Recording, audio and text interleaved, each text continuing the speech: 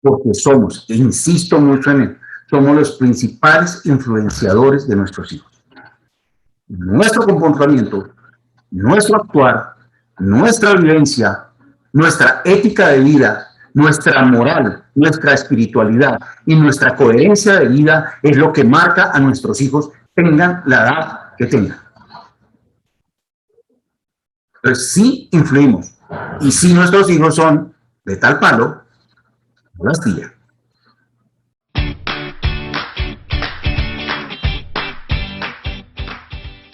Para mí es muy grato poder llevar un poquito del conocimiento que durante estos años como profesional en ciencias humanas he adquirido. El tema de hoy, como hablamos ahorita, ha generado bastante inquietud. Bastante.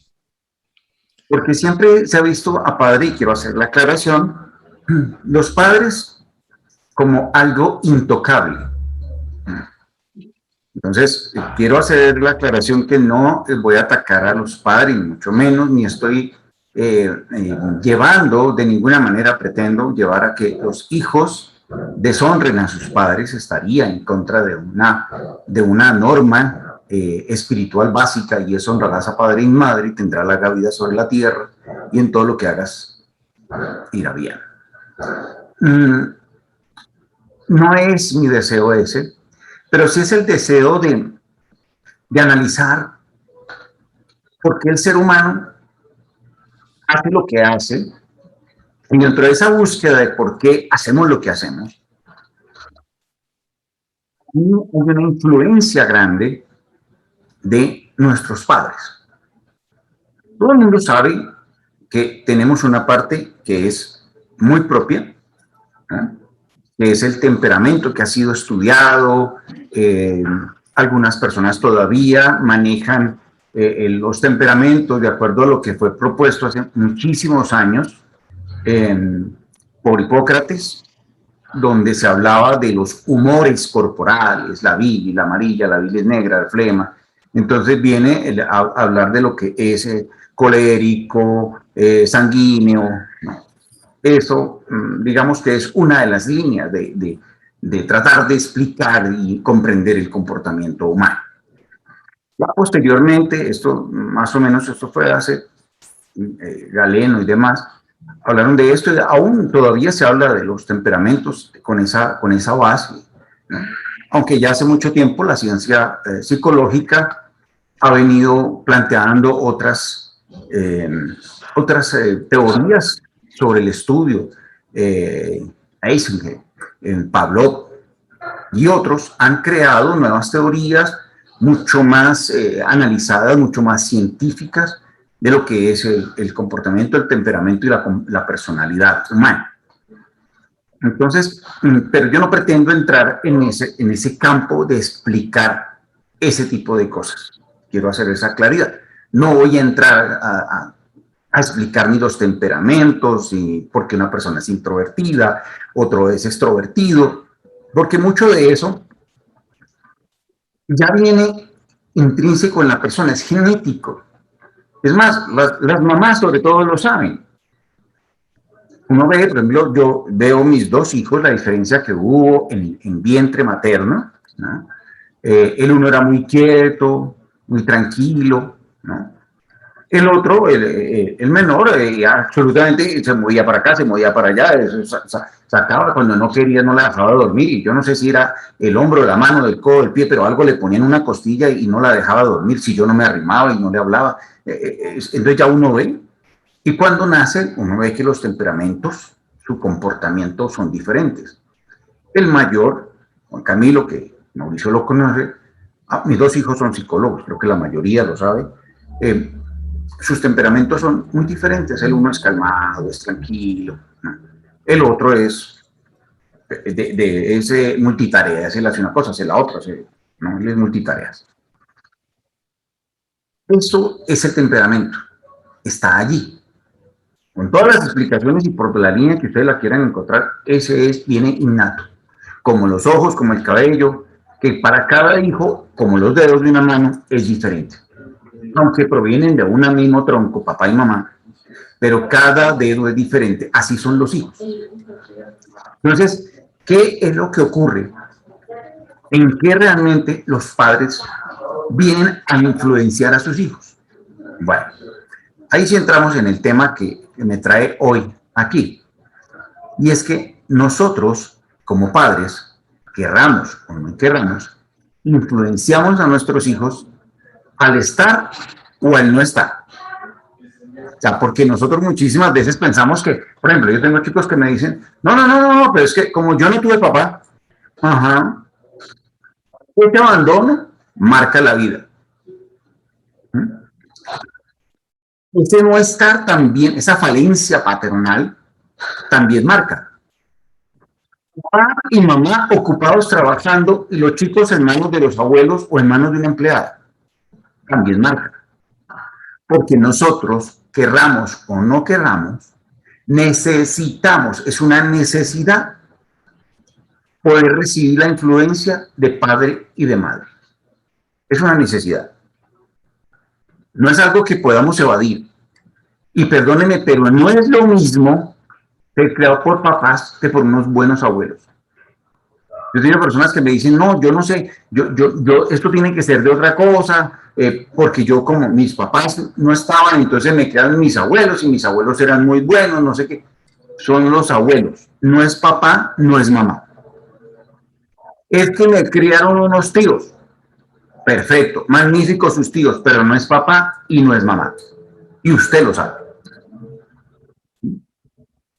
Su parte emocional lo sabe perfectamente.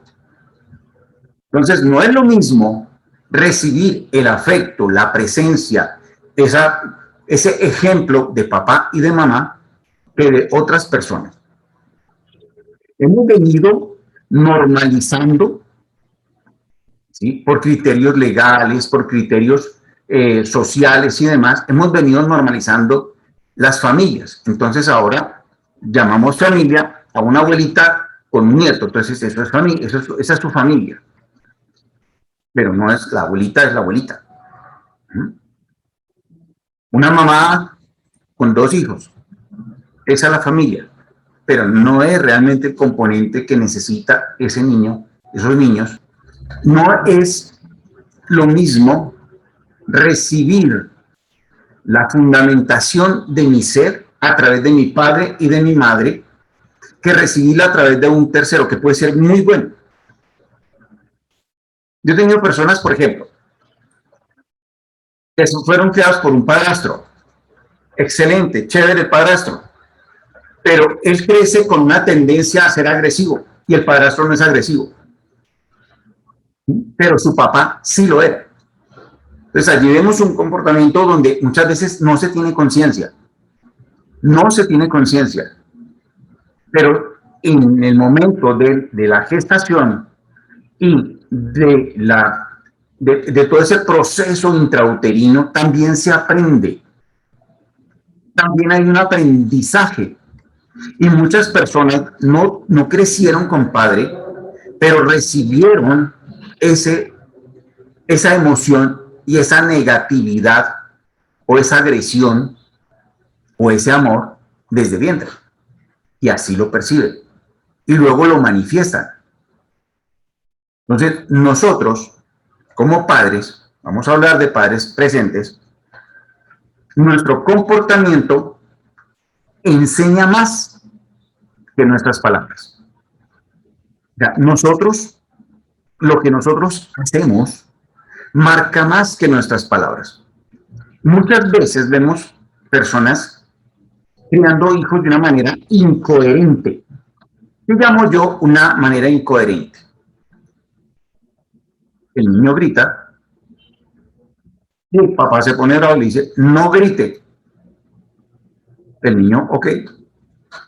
Cuando el papá acaba de escucharlo, pelear con el vecino, iba en el carro, gritó al otro señor, pero cuando él lo hace, el papá le dice, no grite. Incoherencia. Incoherencia. Tú tienes que cumplir con tus tareas. Cuando ve que el papá muchas veces no cumple con sus cosas.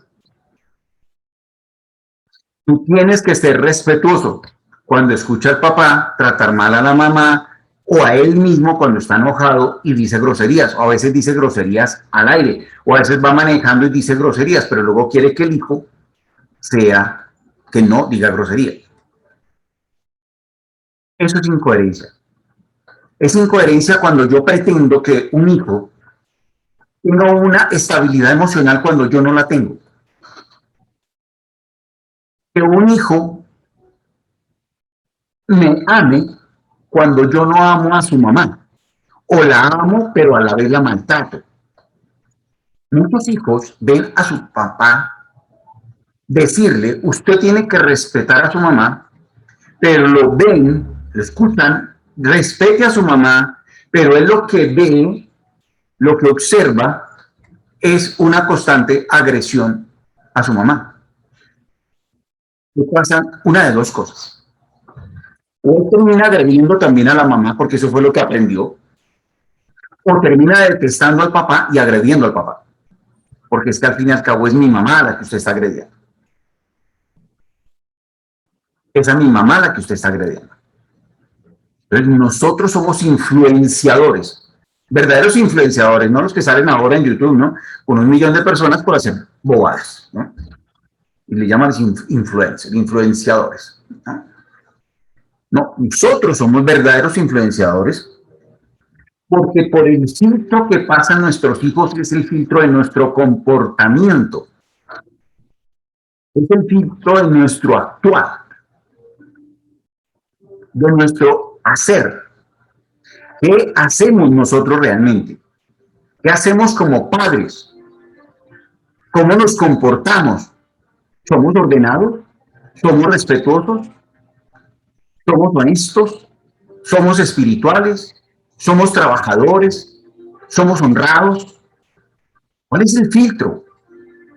Porque nosotros muchas veces queremos que nuestros hijos hagan lo que nosotros no hemos hecho. Yo quiero que mi hijo lea, pero yo no leo no leo nada, no miro sino el Face y leo los memes. Ahorita la gente todo el mundo sabe que cuando hay un texto, ¿no? De más de ese, ¿por qué en ciertas redes sociales, no lo van a mencionar, dan cierto número de caracteres? ¿Ustedes creen que eso fue simplemente, eso es gratis, ¿por qué 150 caracteres y no 200? Porque ya se ha estudiado que la gente lee ese texto así, de cientos, y ya no lee más. El resto ya le parece harto. Ya lo entendí. Sí. Leen el título, 2 párrafos más, y ya entendí. Pero queremos que nuestros hijos lean. No queremos que nuestros hijos se la pasen pegados a todas las pantallas, pero vemos padres pegados a los celulares, pegados a las tablets, pegados al computador. Es más, veíamos con mi esposa el domingo que estábamos almorzando en una mesa, una familia, papá, mamá y 2 hijos.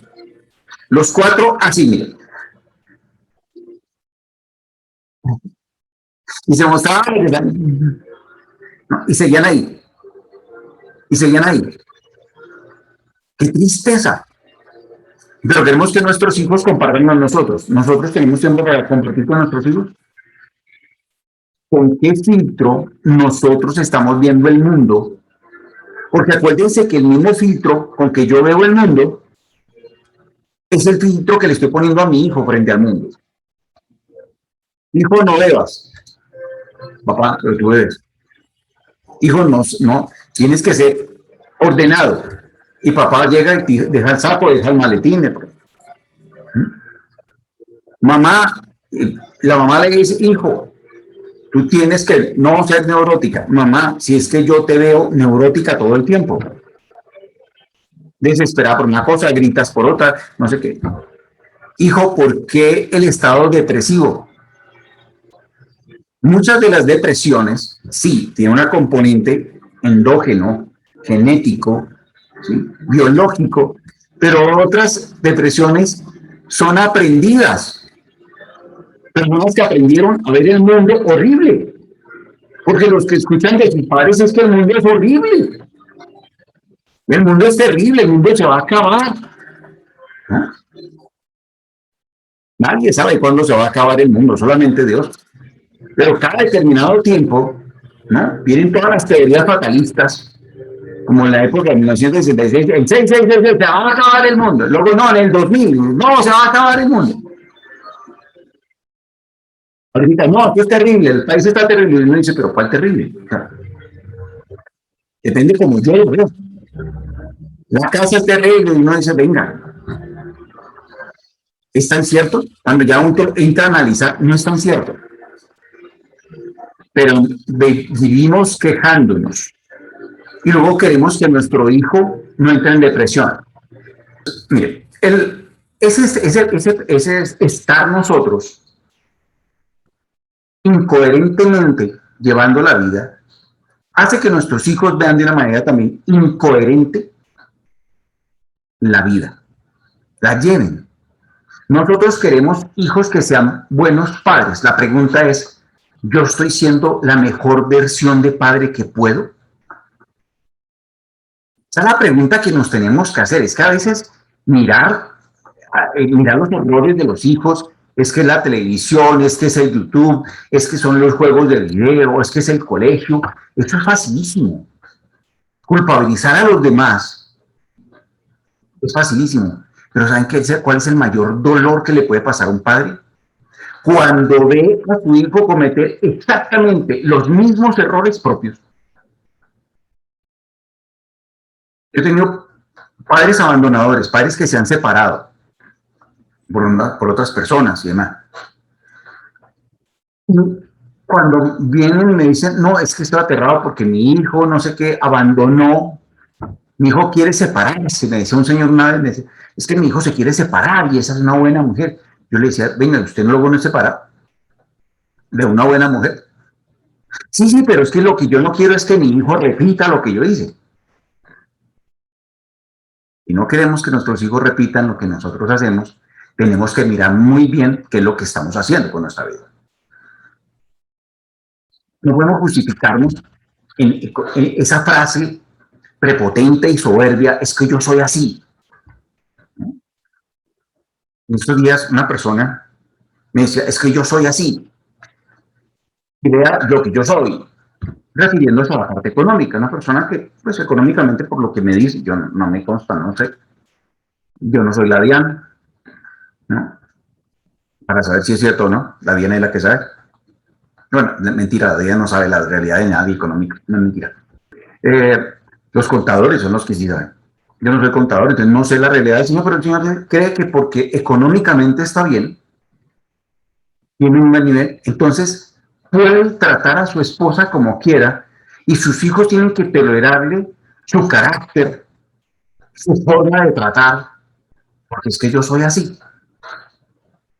Pero cuando la hija ya le empieza a contestar de la misma manera que él contesta, ya no le gusta. Digo, no le dice que usted es el que está en el error, tiene que cambiar, automáticamente entra en decisión. No, no, no, no, no. Es que la que tiene que cambiar es mi hija. Yo le traje a mi hija fue para que usted la cambiara, para que ella me deje de contestar así. Lo más curioso es que me va abriendo los ojos a mí también. Póngale cuidado, ¿no? Me dice que quiere que la hija lo respete, que la hija le... Y me abriendo los ojos. Y para eso le pago, ¿no, doctor? Es que yo traigo aquí a mi hija es para que usted, ¿no? Me cambie a la niña, no para que me diga que yo tengo error. Es porque es que como... O sea, y uno dice, wow, si esto es conmigo, ¿cómo era en la casa? ¿Cómo era en la casa? Y quiere que la niña lo respete. Si su hijo está en una equivocación de vida, si su hijo está cometiendo errores en la vida, lo primero que usted tiene que preguntarse es qué aportó a ese error. ¿Qué aportó usted a ese error? ¿Qué aportó a esa falla?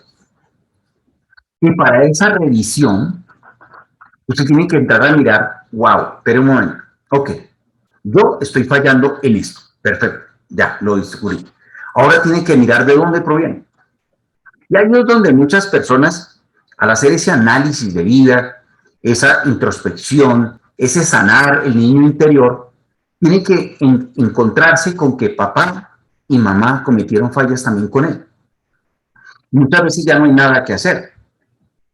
Es reconocer que mi padre sí falló, es reconocer que mi mamá sí falló, pero no para juzgar y atacar, sino para perdonar y soltar. Te perdono, papá, por lo que hiciste. Te perdono, mamá, por lo que hiciste. Y te suelto. Gracias por este modelo, pero no me sirve más.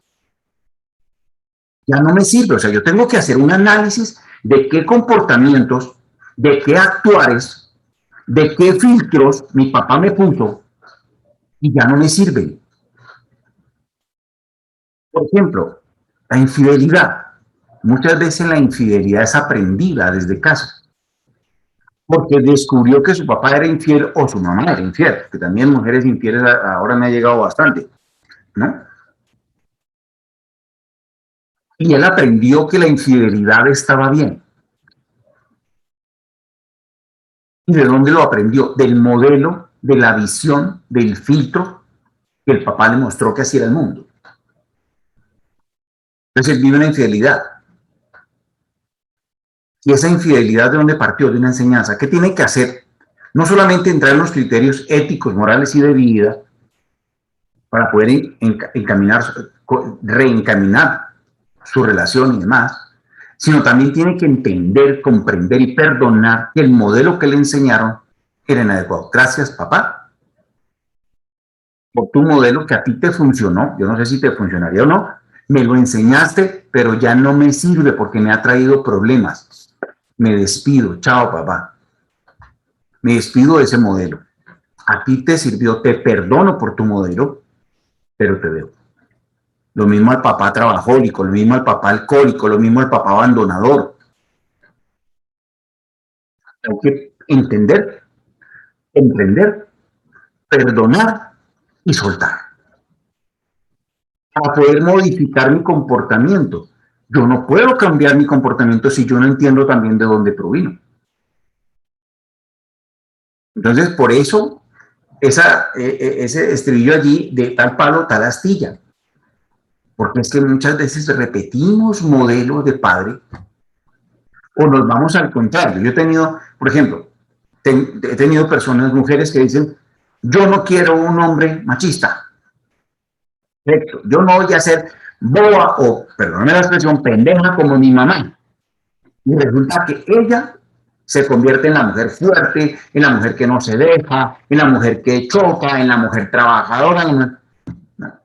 Y se consiguen hombres para ellas tratarlos como el papá trataba a la mamá. Entonces ellas se convierten en el papá y se consiguen un hombre parecido a su mamá. Y repiten el modelo. Cambiando de género, pero repiten el modelo al fin y al cabo. Le dices, no, yo no me parezco a mi mamá en nada. No, claro que no. Se consiguió fue un marido que se parece a su mamá. Porque usted se parece a su papá. Porque fue el modelo que le pareció que era el fuerte, que era el que mejor se podía adaptar a la vida. Para otros, el no tener papá, no tener modelo, los vuelve en una incertidumbre impresionante.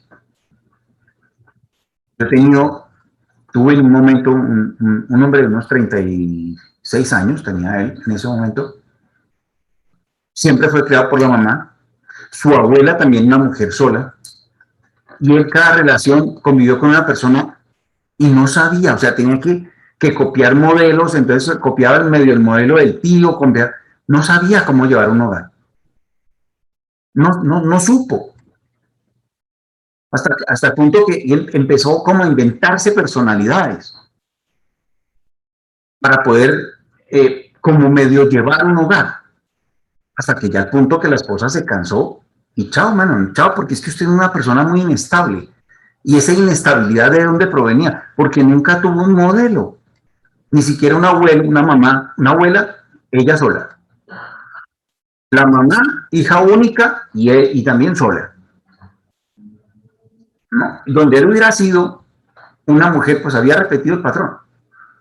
Otra mujer sola. Es lo que estaba repitiendo ahorita, es una inestabilidad porque no sabe cómo comportarse como hombre. Hombre, me refiero a cómo ser padre, a cómo ser esposo, no sabe cómo hacer eso, porque no lo vio. Usted tiene que inventar de lo que ven las películas, de lo que ven las series, de lo que ve a sus amigos, de lo que más o menos le nace, con mucha incertidumbre. Entonces quiero que cada uno, en este instante lo invito, a cada persona que nos está viendo, está escuchando, haga un análisis un poco. ¿Cómo es mi comportamiento en la relación de pareja? ¿Y cómo yo me comporto con mis hijos? Porque hay mujeres, por ejemplo, que siempre se consiguen hombres maltratadores. Les voy a decir por qué, miren. Ellas generalmente lo que ven es una unión de amor-dolor. En ese patrón primario o impronta que se llama, ese patrón primario de amor, que lo ven los padres, lo siente de sus padres, lo percibe en la relación de sus padres, lo que vio fue maltrato. Entonces, para ella, amor tiene que estar unido a dolor. Si no, no le sabe, no le fluye, no hay química, dice ella. Se consigue un hombre bueno, correcto, juicioso y que no me trata. No, sí, él es bueno, buena gente y todo, pero no sé, es que algo le falta, ¿no? No sé, no tenemos química. Pero eso sí, el mujeriego, el maltratador, el que ya desde novio le pega su vaciada y luego le pide perdón y no sé qué, le trae el pollo, ya le está anticipando lo que va a pasar cuando se vaya a vivir o se case con él. Sin embargo, no lo percibe similar. No, es que mi papá sí era terrible, me decía una señora. Me decía, no, es que mi papá sí era terrible. No, mi esposo sí me grita y todo, pero no me da las palizas que le daba a mi papá, a mi mamá. Claro, se lo consiguió similar, con un poquitico de grado menos de agresividad, pero agresivo al fin y al cabo. ¿Por qué eso? Porque tiene un aprendizaje familiar de padre y madre de amor-dolor. Amor-dolor.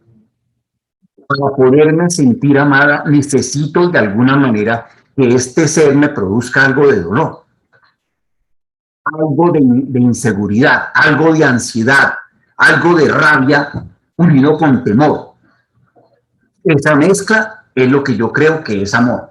¿De dónde lo aprendí? De mi casa. De mi casa, si no me producen eso, no creo que me aman. Entonces vean lo importante hasta dónde en las relaciones de pareja es importante la figura papá y mamá. En la parte económica. Cuando papá y mamá son personas que todo el tiempo se están quejando de que no hay, pasa una de dos cosas. O sale un hijo que quiere luchar contra eso y luego termina hasta manteniendo a los hermanos. Yo conocí una persona que la esposa se decía, pero ¿por qué usted tiene que mantener a sus hermanos cuando sus hermanos son unos avillanazos ya grandes? Y es que él decía, no, es que mi papá siempre se quejó y yo me metí en la cabeza que yo no iba a ser pobre como mi papá y que yo iba a sacar a mi familia adelante. Perfecto, lo logró.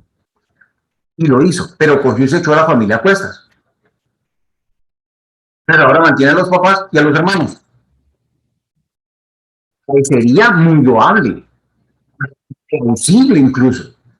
Pero la realidad es que eso le está generando unos problemas para él mismo porque en el fondo tiene rabia. Tiene rabia de un papá que nunca hizo y tuvo las posibilidades y no hizo y lo tengo que mantener ahora de viejo. Tengo unos hermanos que mi papá los influenció de tal manera que no hicieron por la vida y ahora yo los tengo que mantener. Entonces, en el fondo, hay rabia. Hay rabia por parte de su esposa porque todo el tiempo la familia tiene que estar intrometida en los asuntos de ellos, porque es que son mi familia y yo cargo con el bulto de mi familia. Porque yo fui el que saqué la cara por la familia. Entonces, esa tendencia lo llevó al éxito, perfecto, pero no es una satisfacción de vida. Otros, como los hermanos de él, por ejemplo, entonces se amoldaron al criterio del papá, sí, el mundo es terrible, ¿no? Con algunas creencias muy antiguas, porque el papá tenía esa creencia antigua que había, religiosa, de que para poder conocer y acercarse a Dios había que ser pobre, porque la humildad se asociaba con pobreza, donde la humildad es otra cosa, humildad de corazón, la humildad del servicio al otro. La humildad de cómo veo yo el mundo y cómo me comporto. No de pobreza, de miseria. Pero como esa es la visión que nos trajeron muchas veces. Y esta persona, este papá, su criterio era ese. Muy religioso, una persona muy espiritual.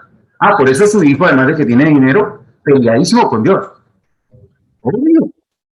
Dios te enseñó a su papá a ser pobre y miserable para poder hacerse al cara de él. Dice yo que yo no quiero ver nada con ese Dios. Ese es un Dios que mantiene a la gente pobre y miserable. Es como la visión torcida de un papá, que seguramente fue enseñada por alguien, hizo que el hijo tuviera en un principio una pelea con Dios impresionante. No, yo voy a hacer plata. Y él mismo me decía cuando llegó a consulta, me decía, no es que mi Dios es la plata. A mí, ¿cuántos vieron? Mire, si no quiere ser feliz, tiene que tener es plata, no sé qué, otra. Y eso, la otra vida, ya, lo que fue en esta fue, y la otra, chao, ya no hay nada. Y peleado con Dios, ¿por qué? Porque vio a un papá estar en miseria y él tuvo que pasar necesidades, empezar desde los 14 años a trabajar porque el papá no hacía todo lo que podía, el esfuerzo que podía, porque le habían dicho que para acercarse a Dios tenía que ser pobre y miserable. Mire cómo influenciamos. Mire cómo nuestra visión incluso de Dios influencia a nuestros hijos. Muchas veces, cuando ingresamos a los procesos, a los caminos de Dios, a veces nos fanatizamos. Y entonces ya no música, no libros, no sé qué, no televisión. Y sometemos a nuestros hijos a la Inquisición. Levanto la mano. Y la palabra Inquisición me la dijo hace unos días mi hijo. Mi hijo mayor me dijo, ah, sí, en la época que nos llegó la Inquisición a la casa. Y yo tengo que reconocerlo aquí públicamente. O sea, yo no soy un hombre que me esconda de mis errores. Yo cuando entré a los caminos de Dios me fanaticé. Yo quemé 3.500 libros, porque me dijeron que todos esos libros de psicología, todo eso estaba en contra de Dios. Sí, a mí, al que están viendo aquí. Porque hay personas que son muy hábiles y con Biblia en mano y con esto me trabajaron la cabeza y yo me dejé trabajar la cabeza y terminé haciendo cosas y terminé sometiendo a mis hijos a una inquisición. No música mundana, no televisión, no sé qué, no amigos que no fueran cristianos, o sea, una locura. Pido perdón públicamente a mis hijos por eso. Ahí están los dos y me están diciendo que me perdonan.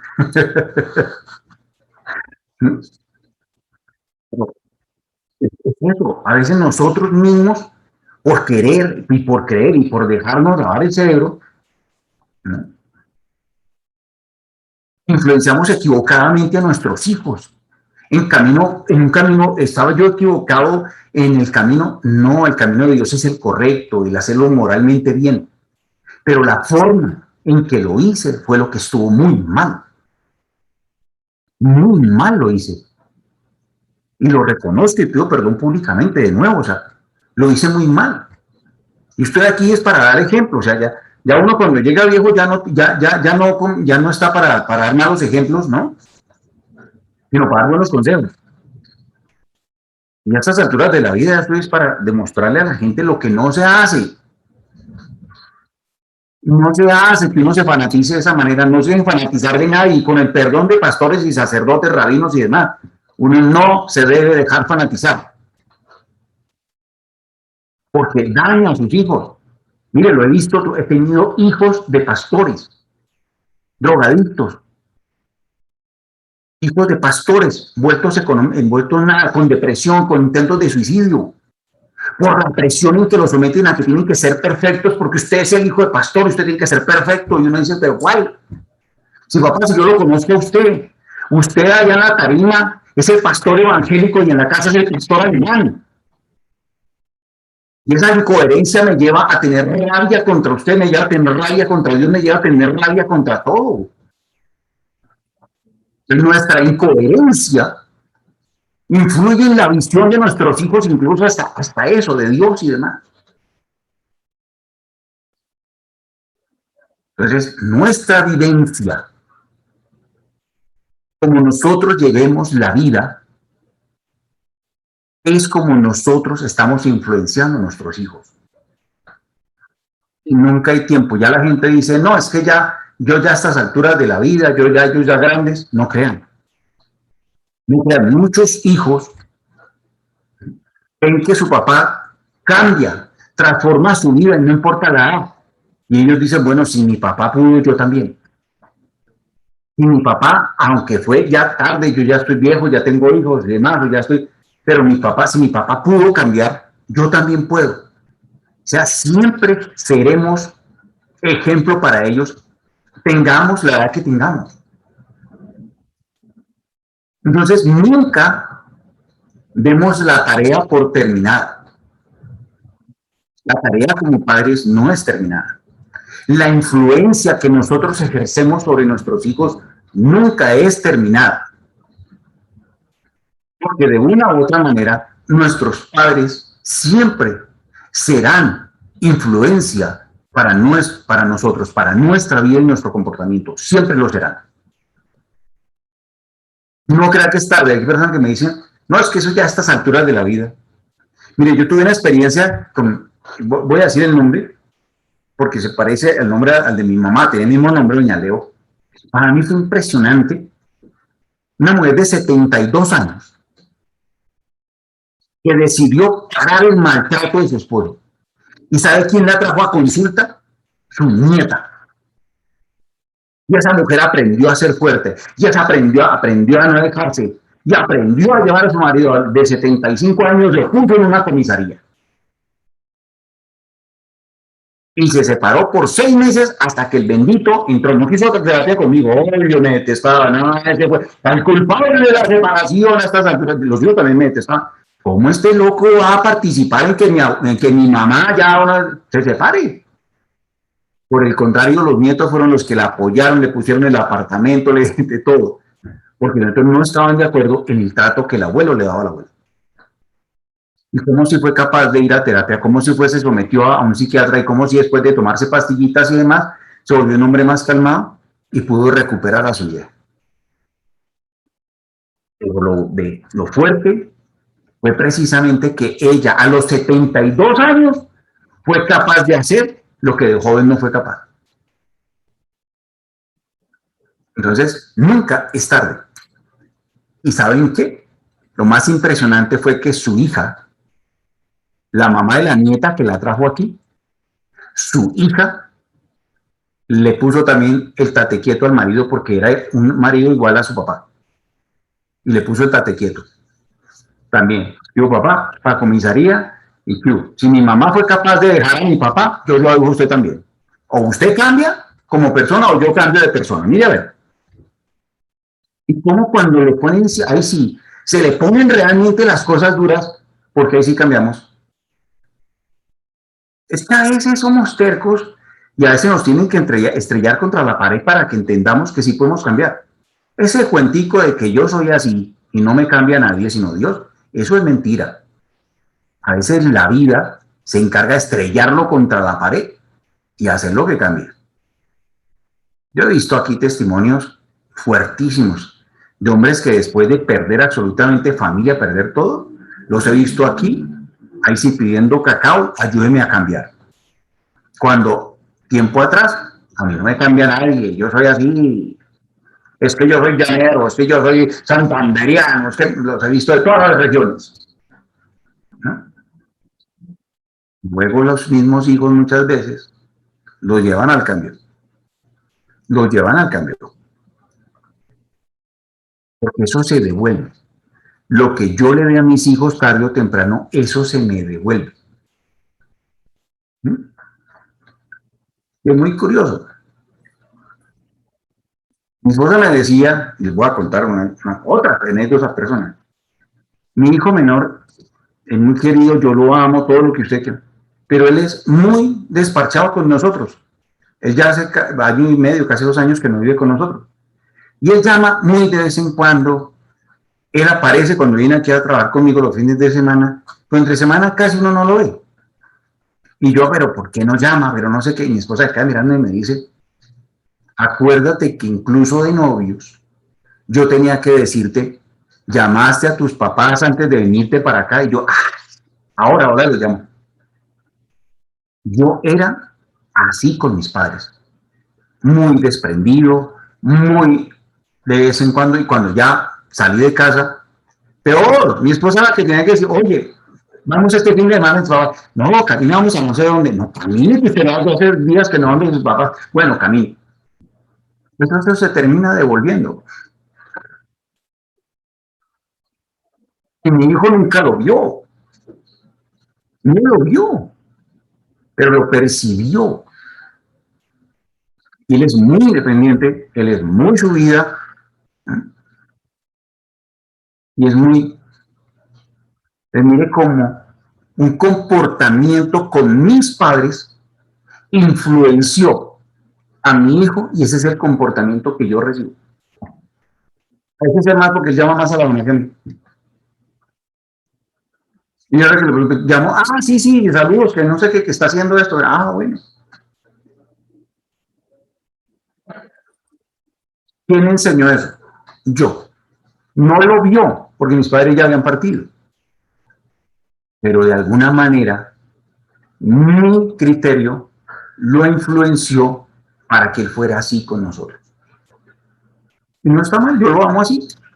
Yo lo amo independiente, lo amo muy libre, muy él y su vida. No permite que uno se meta en la vida de él para nada. Muy como yo soy. Yo sigo siendo de alguna manera así. Tal vez por eso hace casi 30 años que soy independiente. Trabajé para 2 multinacionales y fui muy buen empleado, fui muy buen jefe como buen ex militar, pero no me gusta mucho que me manden. No me gusta mucho la intromisión en mi vida. Y curiosamente él es así. Des en cuenta, con mi propio ejemplo les estoy diciendo que incluso cosas que ellos no ven, pero nuestro ser termina influenciándolos a ellos. Y yo los invito, este acto de honestidad que estoy teniendo público, no crean que hasta ahora lo hago, con mis hijos por eso se estaban riendo, que ya varias veces lo he hecho, ¿no? Es enseñar a ustedes que si ustedes quieren transformar la vida de su hijo, no importa la edad que tenga, usted tiene que empezar a revisar su propia vida y no importa que tenga la edad que tenga. Tiene que empezar a revisar su propia vida. Porque somos, e insisto mucho en él, somos los principales influenciadores de nuestros hijos. Nuestro comportamiento, nuestro actuar, nuestra vivencia, nuestra ética de vida, nuestra moral, nuestra espiritualidad y nuestra coherencia de vida es lo que marca a nuestros hijos, tengan la edad que tengan. Entonces sí influimos. Y si nuestros hijos son de tal palo, la astilla. Muchísimas gracias. Espero haber dejado una idea, no total. Es muy profundo lo que es estudiar de la familia. Llevo años y todavía sigo trabajando, por ejemplo, en lo que es la influencia de la madre sobre ciertas cosas, la influencia del padre sobre otras. Pero hoy quería hacer una generalidad. Y más que una enseñanza, quería dejarles una inquietud de revisar profundamente sus vidas para poder ver en qué todavía podemos enseñarle a nuestros hijos con nuestro cambio, no con nuestras palabras. Hijita, no lo hagas. No lo hagas. No. Hijo, no lo hagas. Severísimo que se lo digas. Pero qué lindo y qué realmente influencia es cuando tú lo haces. Si quieres que tus hijos tengan una relación con Dios, que te vean orando. Si quieres que tus hijos sean hombres correctos, mujeres correctas, que te vean a ti siendo correcto. Si quieres un hijo que realmente ahorre dinero, tú ahorres dinero. Si quieres un hijo correcto con sus deudas, tú pagas tus deudas.